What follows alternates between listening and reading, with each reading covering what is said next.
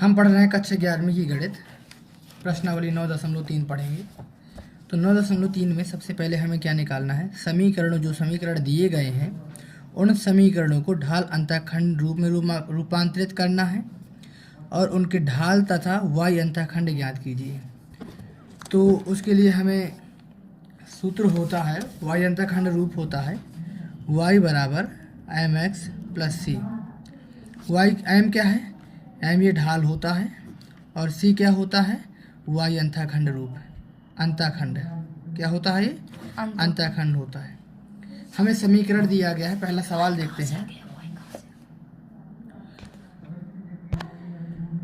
तो समीकरण देखिए, पहला समीकरण है x प्लस 7y बराबर 0।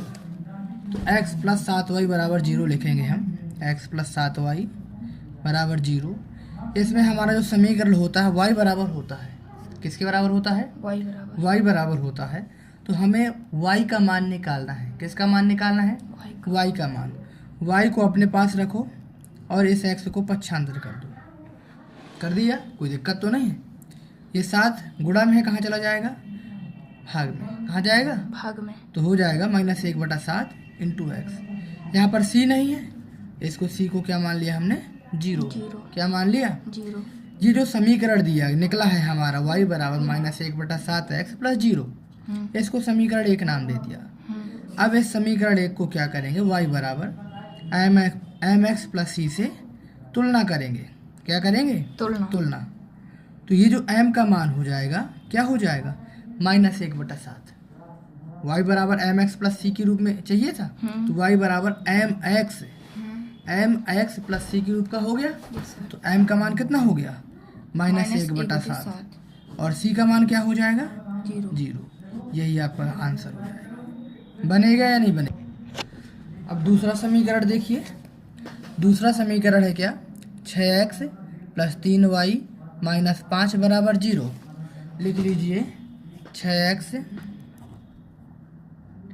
प्लस 3y माइनस 5 बराबर 0। ये समीकरण दिया गया है। चेंज कर लो, y के रूप का चाहिए होता है तो y बराबर निकालना है। 3y यही रहेगा, इसको सभी को पक्षांतर कर दो। प्लस का 6x किस चिन्ह का हो जाएगा, माइनस का 5 किस चिन्ह का हो जाएगा, प्लस का 5। 3 को पक्षांतर, क्योंकि y को अकेला चाहिए होता है, 3 को पक्षांतर कर दो। गुणा में है, कहाँ चला जाएगा, भाग में। दोनों के बटा में चला जाएगा। मैं सीधा सीधा यूं ही लिखे दे रहा हूँ, चलेगा। 3 दूनी 6। अब हम क्या करेंगे, हमारे पास समीकरण निकला है 2x प्लस 5/3। इसकी हम करेंगे तुलना। क्या करेंगे, तुलना। किससे करनी पड़ती है, y बराबर mx प्लस सी से तुलना करेंगे। हाँ सर, कर लीजिए।